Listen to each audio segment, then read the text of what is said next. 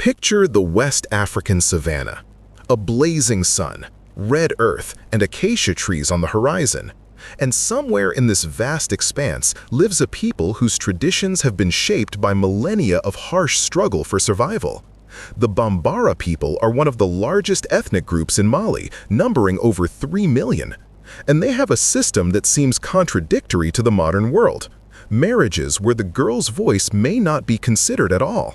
But what if this practice is not just an archaic tradition, but a complex social adaptation developed over centuries to survive in conditions where every decision can determine the fate of not only the individual, but of an entire lineage? What if behind the seeming cruelty lies a deep logic that can only be understood by immersing oneself in a world where family is not just kinship, but an economic unit of survival? Today, we'll explore the unique social system of the Bambara people through the lens of anthropological research, try to understand the mechanisms that created these traditions, and trace how they influence modern Malian society. The social architecture of survival. Among the Bambara tribe, marriage is not a romantic union of two hearts. It's a strategic decision made by the head of the family, taking into account dozens of factors: economic opportunities, social status, ability to bear children, and survival in the harsh conditions of the Sahel. Researchers note that in traditional Bambara society, marriage is seen as an investment in the future of the lineage, not as a personal choice. The head of the family, the eldest man in the lineage, finds suitable partners for all the men in his household. He also pays the bride price and organizes the wedding ceremonies. At the same time, girls usually get their future husbands between the ages of 4 and 10. And it's extremely rare for a girl between the ages of 12 and 16 to still not know who she's going to marry. Anthropologists explain this system not as a manifestation of patriarchal despotism, but as the result of a centuries-old process of adaptation to the environment. In conditions where drought can destroy crops for years to come, where diseases mow down entire settlements, where neighboring tribes can attack at any moment, the survival of the family depends not on individual preferences, but on strategic planning. The logic of selection. What's more important than beauty? The Bambara criteria for choosing a bride are radically different from modern Western standards. Physical attractiveness is last on the list of priorities. Instead, men look for women who can work hard, cook well, and are capable of producing healthy offspring. Research shows that the average Bambara woman gives birth to 8 children during her lifetime. This is not an accident, but a necessity. In conditions of high infant mortality and the need for labor for agriculture, a large number of children becomes a guarantee of family survival. A woman who is unable to bear children or is too weak for field work jeopardizes the future of the entire lineage. The Bambara kinship system is patrilocal, which means that after the wedding, the woman moves to live with her husband's family. However, she retains her clan name, which indicates the complexity of social ties. Polygamy is widespread, and it's extremely rare for a widow to remain alone. Usually, she is inherited by a close relative of the deceased husband.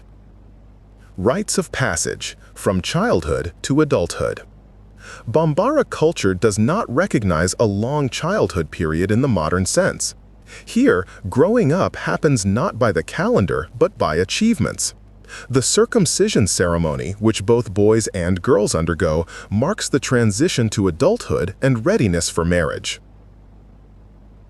Anthropological studies show that the ceremony of female circumcision takes place at the age of 15 and is performed in the presence of the parents by the village potter and the blacksmith's wife.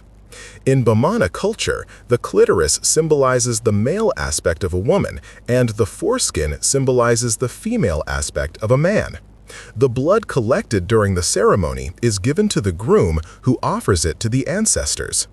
After healing, the participants in the ceremony undergo another ceremony, the Boloko Deyu Don Bo, which finally completes the rite of passage. This ceremony shows how, in some aspects of Bambara life, there is a certain equality between the sexes, although men still dominate the culture. The economic underpinnings of traditions. The high cost of a Bambara wedding is not seen as an expense, but as a long-term investment. Marriage is a means of obtaining children, who, in turn, will increase the labor force and strengthen the family name. A man's status increases with each wife, and most women, including the elderly, are married. The bride price, which is paid to the bride's family, serves multiple functions. First, it demonstrates the groom's ability to provide for his future wife. Second, it strengthens ties between families. Third, it symbolizes the groom's obligations and responsibilities. Researchers note that in traditional West African society, marriages serve not only to unite individuals, but also as important mechanisms for preserving and enriching cultural diversity. Each ethnic group in the region has its own unique set of marriage traditions, reflecting their history, values, and beliefs. Modern challenges to the ancient system. Urbanization and globalization are seriously affecting the traditional Bambara marriage system. A study conducted in Mali's capital, Bamako, shows radical changes in marriage practices. Anthropologist Bruce Whitehouse found that less than 1 in 5 couples in the capital choose monogamy when entering into a formal marriage. Paradoxically, both men and women avoid choosing monogamy, although for different reasons. Men don't want to limit themselves to one wife, wanting to maintain the possibility of polygamy as a tool of control. Women, on the other hand, don't trust the state to ensure compliance with monogamous obligations, believing that husbands will still be unfaithful. Whitehouse concludes that there's a high level of distrust between men and women even before marriage, and it doesn't disappear after the wedding. Marriages are seen as more fragile than before and more focused on material gain. Legal context and international pressure. The Malian Family Code, adopted in 1962, sets the minimum age for marriage at 18 for men and 15 for women. However, the law provides exceptions. The Minister of Justice can grant permission for marriage at an earlier age for serious reasons. Article 10 of the Code clearly states, "Marriage is impossible without consent." Consent must be expressed orally and in person before the civil registrar by each of the future spouses. However, human rights organizations point out problems with the practical application of this law. The African Court on Human and People's Rights ruled in 2018 in a case against Mali, which examined violations of the rights of women and children. The applicants argued that religious marriages in Mali are often conducted without verifying the consent of the parties, especially women. Marriages can be concluded without the presence of the parties, through the exchange of kola nuts between families in the presence of a religious specialist. Cultural evolution between tradition and modernization. Modern research shows that the practices of forced marriages among various African peoples are undergoing significant changes under the influence of education, urbanization, and international law. Some communities, such as the Amhara in Ethiopia or Krishana in Romania, demonstrate a combination of traditional and modern approaches to marriage. Researchers note the importance of understanding these practices in the context of cultural diversity and social dynamics.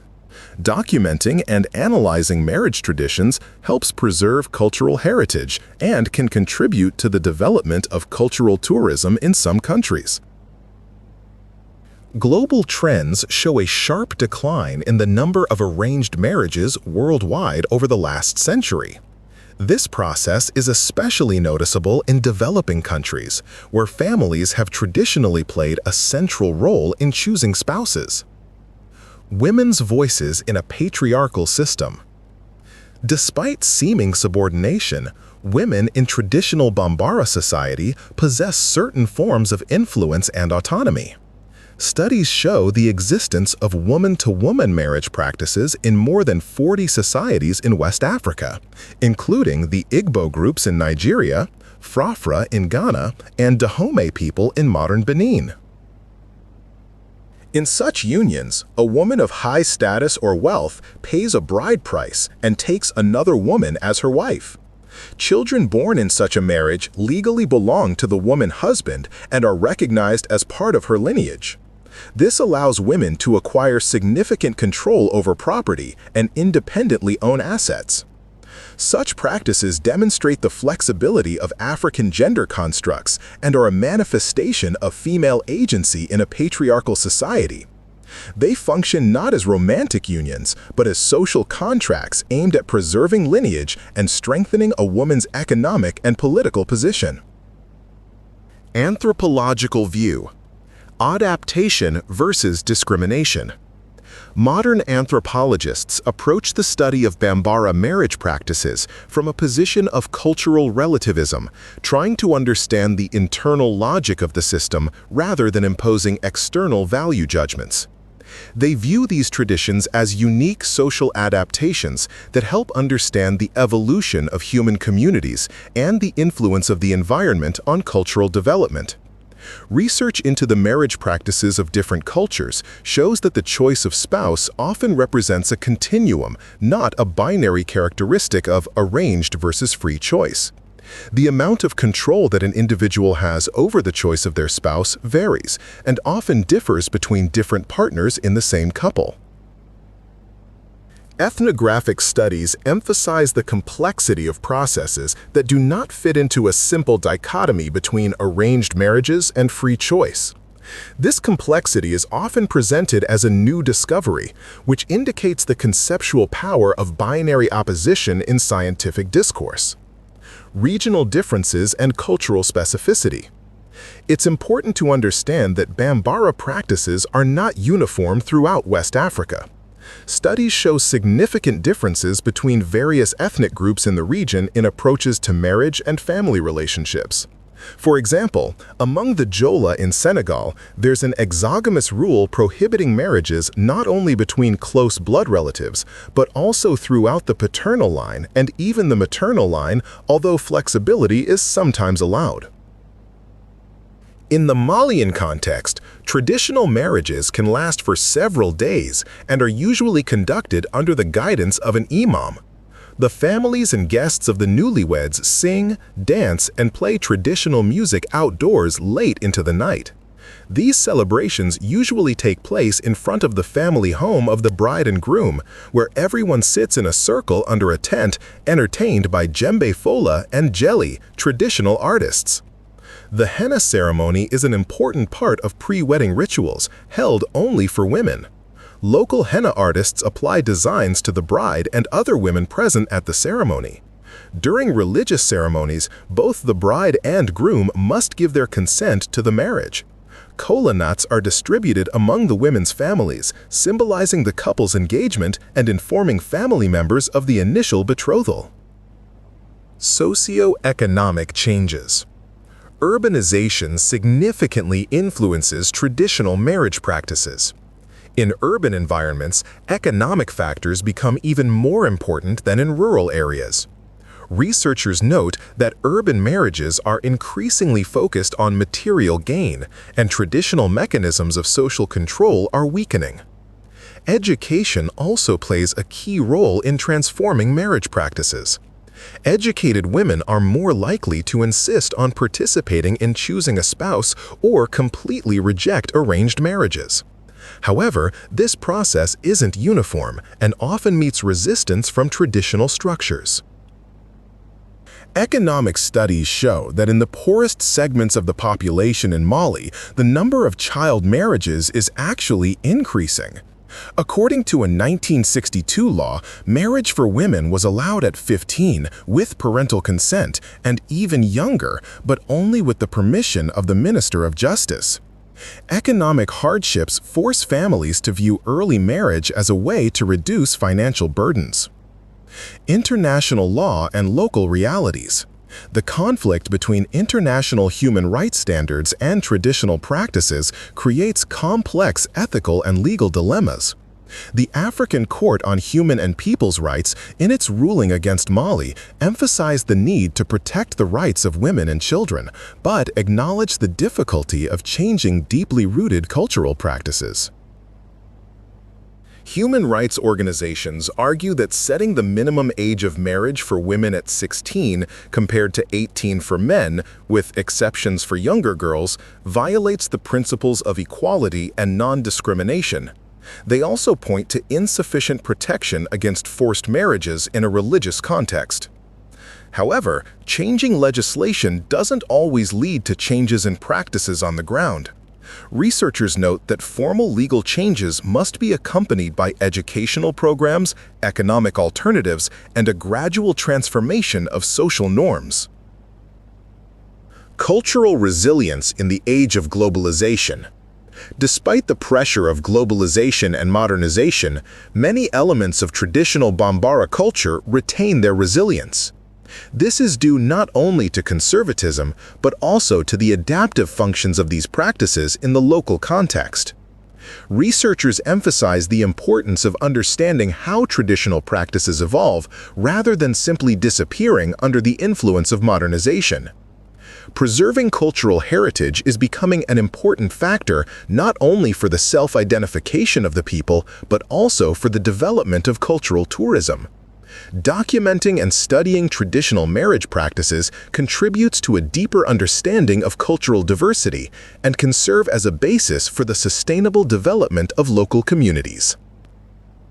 The task of modern society is important to distinguish between preserving cultural traditions and protecting practices that violate fundamental human rights. The task of modern society is to find a balance between respect for cultural diversity and the protection of individual rights and freedoms. The system of marriages without the girl's consent among the Bambara people represents a complex socio-cultural phenomenon that cannot be understood in isolation from the historical, economic, and environmental context. This practice has formed as a unique social adaptation to the harsh living conditions in the Sahel, where the survival of the family and clan required strategic planning and collective decisions. Modern research shows that these traditions are in the process of transformation under the influence of urbanization, education, and international law. However, changes are happening unevenly and often meet resistance, especially in conditions of economic instability. Understanding the internal logic of these practices helps to develop more effective strategies for protecting human rights that take into account cultural specifics and don't completely reject traditional values.